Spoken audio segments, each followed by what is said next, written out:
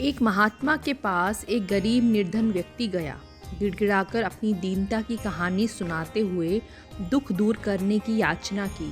पैरों पर गिरकर करुण कहानी सुनाने लगा कि सायंकाल भोजन के लिए भी एक पैसा नहीं है, कोई साधन नहीं कि जिससे कोई रोजगार करके जीविका निर्वाह कर सकूं।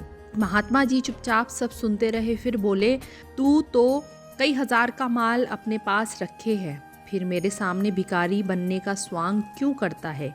गरीब बेचारा चौंका और बोला, महाराज, मैं आपसे असत्य नहीं बोल रहा हूँ, मेरे पास एक फूटी कौड़ी भी नहीं है।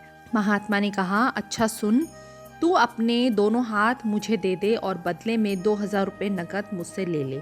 भिखारी बेचारा सोचने लगा, फिर थोड़ी देर बाद बोला, नहीं स्वामी जी, 2000 लेकर मैं अपने हाथ देकर जीवन भर के लिए लूला बनना नहीं चाहता। तब महात्मा जी ने कहा, अच्छा, अपने दोनों पैर ही 2000 में मेरे हाथ बेच डाल।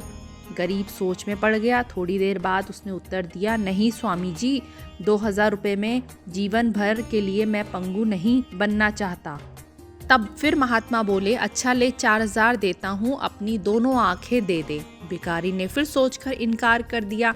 अंधे बनकर जीवन काटना उसने किसी भी प्रकार स्वीकार नहीं किया। इसी प्रकार महात्मा ने अन्य अंगों का मूल्य लगाया, लेकिन किसी पर भी भिखारी देने को राजी न हुआ। तब अंत में महाराज ने कहा, अरे मूर्ख, तू कई हजार का नहीं, कई लाख, कई करोड़ कीमती सामान रखे रखकर अपने को भिखारी कहता है।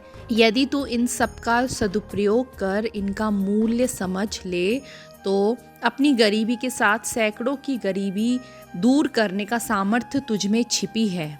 वास्तव में हम अपने शरीर की कीमत नहीं करते। किस अंग विशेष का मूल्य हमें तब मालूम होता है जब वह हमसे छिन जाता है।